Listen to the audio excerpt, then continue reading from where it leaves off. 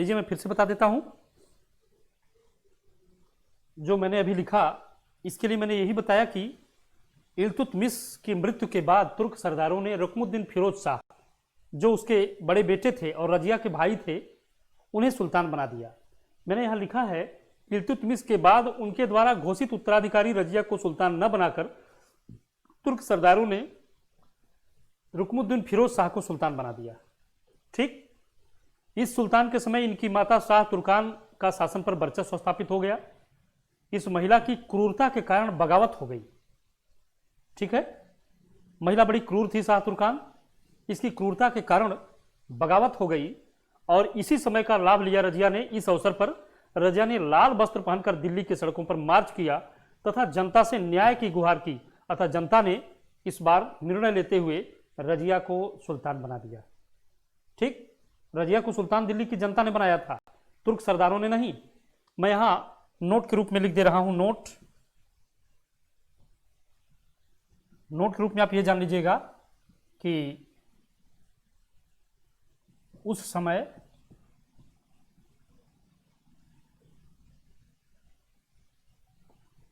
लाल वस्त्र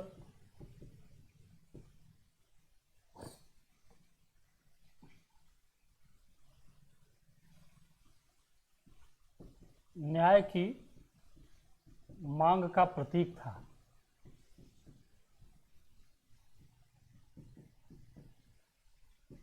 ये नोट के रूप में जान लीजिए। लाल वस्त्र पहनकर अगर कोई घूम रहा है तो इसका मतलब वह मांग कर रहा है कि हमें न्याय दिया जाए। रजिया ने यही किया, दिल्ली की सड़कों पर उसने लाल वस्त्र पहनकर मार्च किया और जनता से न्याय की गुहार की। अतः रजिया को जनता ने दिल्ली का सुल्तान बना दिया।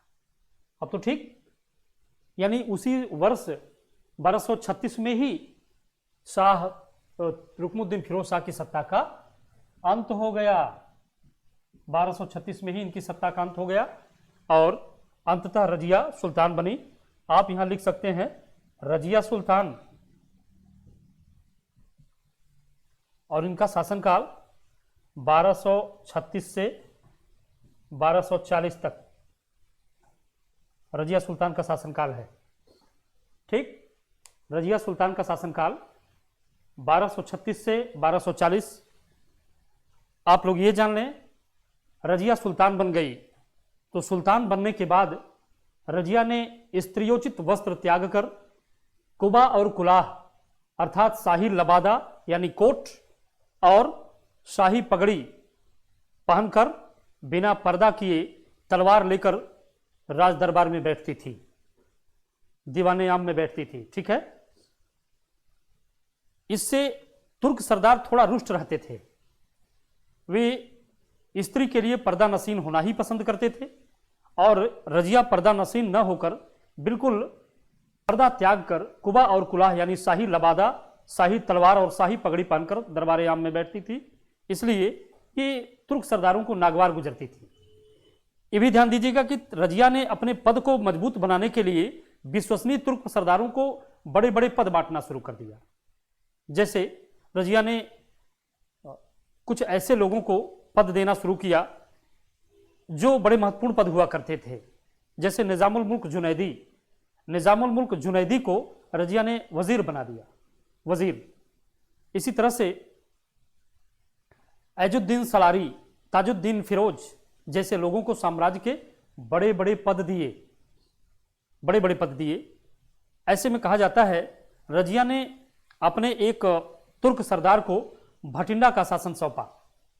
उसका नाम होता था एदगीन। एदगीन को भटिंडा का सूबेदार बना दिया। और ऐसी ही स्थिति में रजिया ने जैसे ही अमीर आखूर बनाया एक निग्रो हबसी अमीर याकूब को, मीर याकूब को रजिया ने अमीर आखूर यानी अश्वशाला प्रधान, घुड़शाला प्रधान बना दिया। इस पर सारे तुर्क सरदार नाराज हो गए। उन्होंने आरोप लगाए कि रजिया के याकूब से प्रेम संबंध हैं, मोहब्बत के संबंध हैं और यह एक निर्लज्ज महिला है, यह एक दुराचारी महिला है। इसका तमाम आरोप लगाया गया रजिया पर। और आखिरकार एतगीन, अल्तुनिया, कबीर अयाज खां सारे लोगों ने बगावत कर दी। सबसे पहले भटिंडा के सरदार, भटिंडा के सूबेदार अल्तुनिया ने ही बगावत किया। अल्तुनिया पर इसका विशेष कृपा थी। इसके बावजूद जैसे ही रजिया अल्तुनिया का विद्रोह दबाने के लिए भटिंडा की तरफ बढ़ी, वैसे ही दिल्ली में बगावत हो गई। तुर्क सरदारों ने तुरंत रजिया के दिल्ली से बाहर जाते ही उसके एक भाई मुइजुद्दीन बहराम शाह को सुल्तान बना दिया। रजिया ने मौके की नजाकत भाप करके उसने सोचा किया क्या जाए। आखिरकार उसने अल्तुनिया से विवाह कर लिया। उसने सोचा अल्तुनिया से विवाह कर लेंगे तो मेरे ऊपर जो ये ठप्पा लग रहा है कि याकूब इनका हमसफर बनना चाहता है या याकूब से ये मोहब्बत करती है, ये दाग भी मिट जाएगा और साथ ही साथ हमारी और अल्तुनिया की सेना दो मजबूत सेना हो जाएगी, सेना की शक्ति दूनी हो जाएगी। इस प्रकार हम दिल्ली को जीत सकते हैं। लेकिन अल्तुनिया के साथ जैसे ही वो दिल्ली की तरफ बढ़ी, शाही फौज ने दिल्ली के बाहर आकर उसे बुरी तरह से परास्त कर दिया। रजिया अल्तुनिया के साथ कैथल, ये हरियाणा में पड़ता है, कैथल के जंगलों में भाग गई, जहां कैथल के जंगली डकैतों ने रजिया और अल्तुनिया का सर कलम कर दिया, उसका कत्ल कर दिया। इस तरह से एक योग्य शासिका का भारत से अंत हो गया। Okay, clear? तो ठीक है, बड़ा अच्छा। रजिया सुल्तान के बारे में हम लोग जान लेते हैं। ये रजिया सुल्तान जिसके बारे में बताया गया कि रजिया पर्दा त्याग कर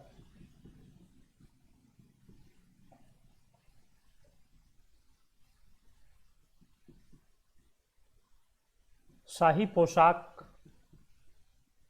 और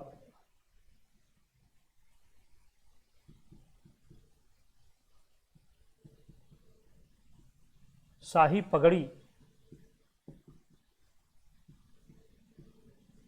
पहनकर दरबार में बैठती थी।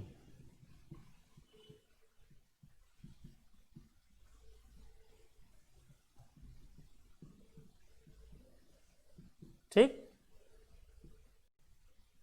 यह तुर्क सरदारों को नागवार गुजरता था।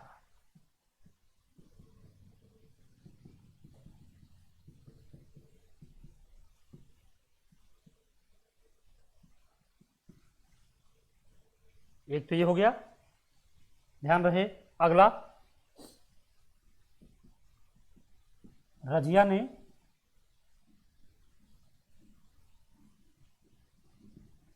अपने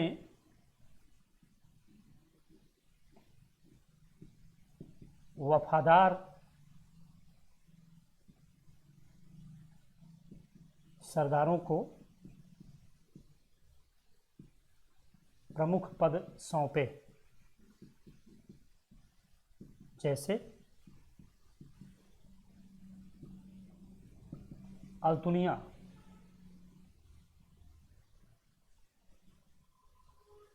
को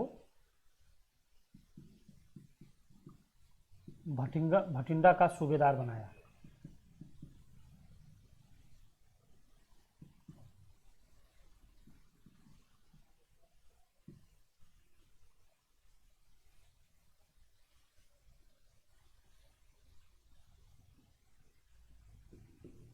एक अफ्रीकी गुलाम सरदार याकूब को अमीर आखूर यानी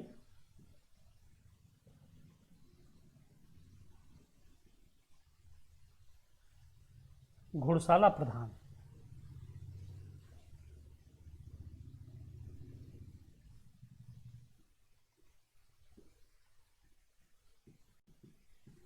प्रधान बनाया।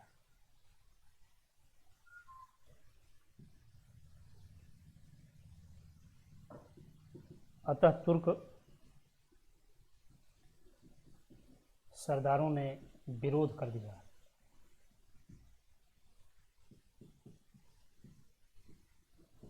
बगावत कर दिया। ध्यान रहे,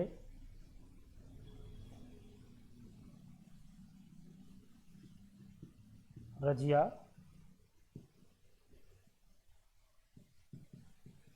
अल्तुनिया को परास्त करने भटिंडा गई तो दिल्ली में बगावत हो गई।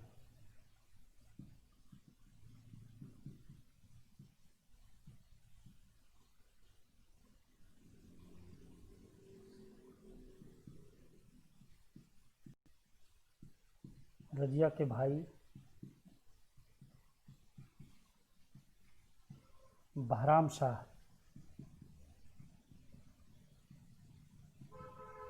सुल्तान बने।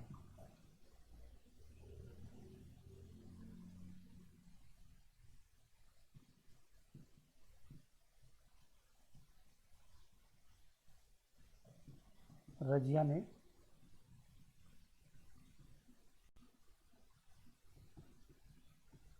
अल्तुनिया से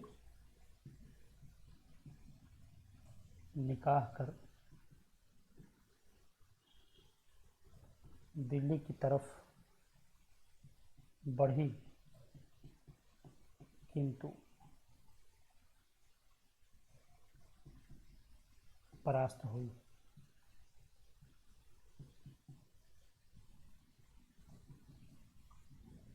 कैथल के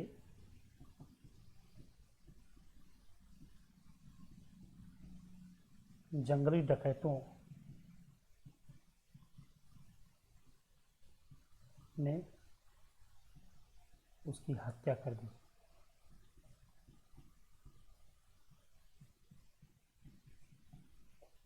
प्लीज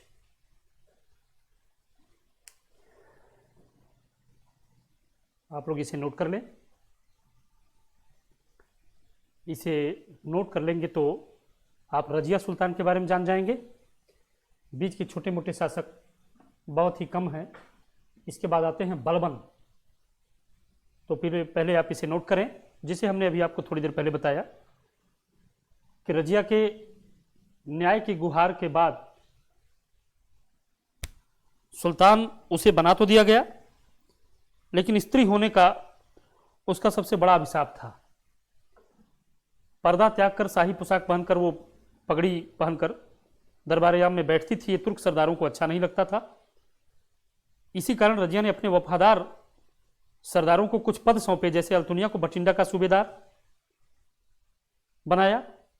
जैसे ही एक अफ्रीकी गुलाम सरदार याकूब को अमीर याखूर बनाया, यानी घुड़साला प्रधान बनाया, तुर्क सरदारों ने उसे गैर तुर्क जान करके बगावत कर दिया कि एक गैर तुर्क को आपने एक बड़ा पद सौंप दिया। बगावत हो गई। बगावती में सबसे पहले अल्तुनिया थे। अल्तुनिया को परास्त करने जैसे ही भटिंडा की तरफ वो बढ़ी,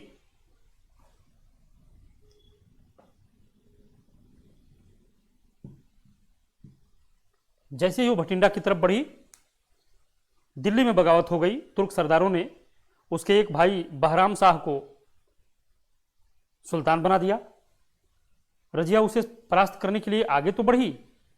अल्तुनिया से उसने निकाह कर लिया ताकि सेना दूनी हो जाए, लेकिन दिल्ली के बाहर पहुंचते पहुंचते उसे बुरी तरह परास्त कर दिया गया। वह कैथल के जंगलों में भागी, जहां कैथल के डकैतों ने उसकी हत्या कर दी। एक योग्य शासिका का अंत हो गया। आप लोग शीघ्र ही से नोट करें तो हम आपको इसी में लगे हाथ कुछ और भी बता देते हैं, जो कि आवश्यक हैं, जानकारी के लिए बहुत जरूरी है। ठीक, नोटेड। आई थिंक आप लोग इतने टैलेंटेड हैं कि अवश्य ही नोट कर लिए होंगे। जी हाँ, शीतल कश्यप बेटे वो कभी भी ईमानदार नहीं थे।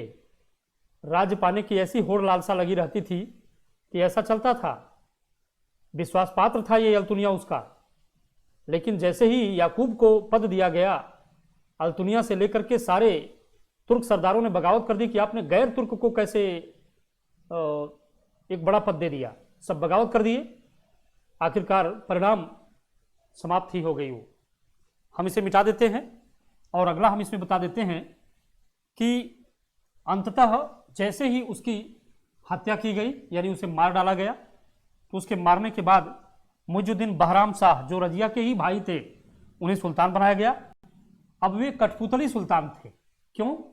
क्योंकि तुर्क सरदारों ने सत्ता अपने मद में रखने के लिए, अपने पास रखने के लिए एक नए पद का सृजन किया, नया पद बनाया, और उसका नाम होता था नाइबे मुमलकत। नाइबे मुमलकत वास्तव में एक संरक्षक पद होता था, यानी सत्ता के 3 दावेदार हो गए, सुल्तान, वजीर और नाइबे मुमलकत। ये नाइबे मुमलकत और वजीर एक तरह से सुल्तान पर हावी रहते थे। इसी कारण आप देखेंगे कि आगे कई सुल्तान साल 2 साल सत्ता नहीं संभाल पाए। जैसे ही वो सुल्तान के पद को कुछ मजबूत बनाने की कोशिश करते थे, वो मार दिए जाते थे, है ना। इसलिए गुलाम वंश में रजिया के बाद बहराम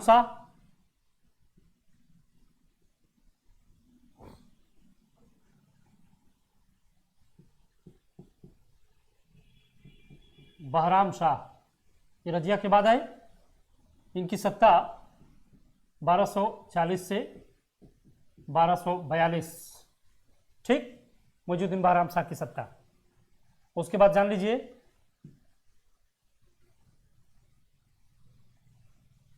इनके बाद आए मसूद शाह। मसूद शाह सत्ता में आए। ये 1242 से 1246 तक सत्ता में रहे, ठीक। इनको भी समाप्त कर दिया गया जैसे ये मजबूत होना चाहे। इनके बाद आए नासिरुद्दीन महमूद शाह, है ना। नासिरुद्दीन महमूद शाह, ये नासिरुद्दीन महमूद शाह का सत्ता 1246 से 1265 तक चलता रहा।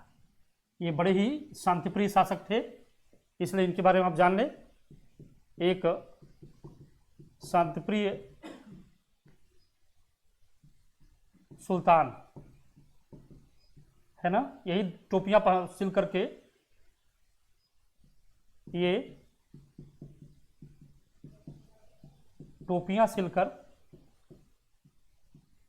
और उसे बाजार में बेचवा कर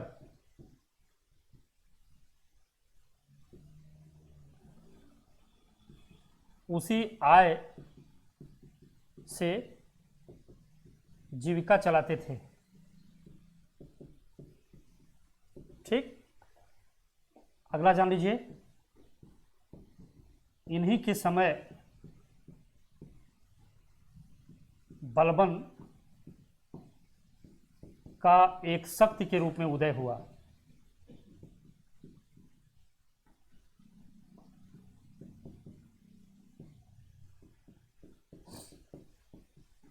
के रूप में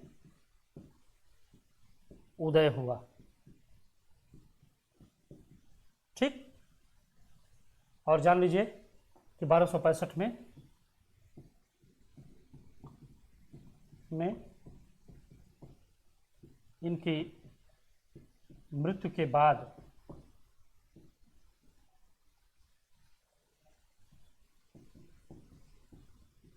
बलबन सुल्तान बन गया। कुछ लोग कहते हैं कि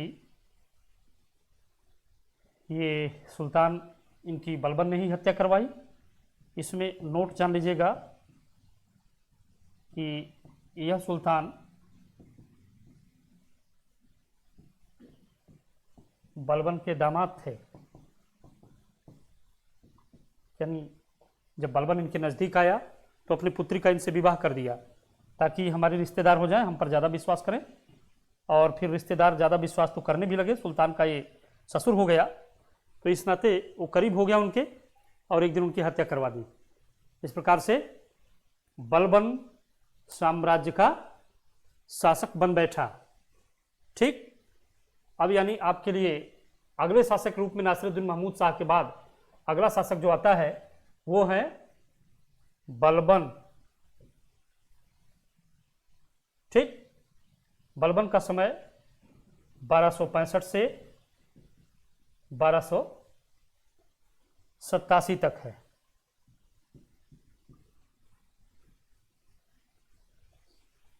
ये रहा बलबन का समय। और बलबन ने सत्ता जब संभाली तो उसने बुद्धिमानी से काम लिया। बलबन ने जब सत्ता संभाली तो बुद्धिमानी से काम लिया।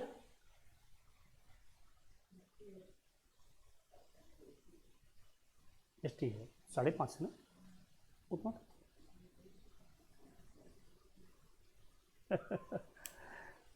डियर स्टूडेंट, हम कम समयाभाव के कारण, यानी समय अब नहीं है, इस नाते हम आपको अब बलबन के बारे में, जो कि इंपॉर्टेंट है इल्तुतमिश की तरह ही, इस बलबन के बारे में हम आपको नेक्स्ट जब पढ़ाने आएंगे तो उसमें बताएंगे। इनके बाद फिर आते हैं खिलजी वंश के लोग। तो नेक्स्ट क्लास आपके लिए यही होगा। आज बलबन के बारे में बस हमने आपको उदाहरण कर दिया कि 1265 से 1270 तक इनका शासनकाल है। ये हम आपको इसके बाद पढ़ाएंगे। आपके लिए जो कुछ भी दिया गया वो आपके काफ़ी काम की चीज़ है, बिल्कुल मेन चीज़ें दी गई, और हिस्ट्री को एक कहानी की तरह आपको हमने बता दिया। कहानी कायदे से सुनिए, दिमाग में अट जाएगी, और उसके बाद फिर हम उसे नेक्स्ट जब वो आएंगे तो इसको भी उसी तरह से बताएंगे और फैक्ट आपके सामने होगा। ठीक।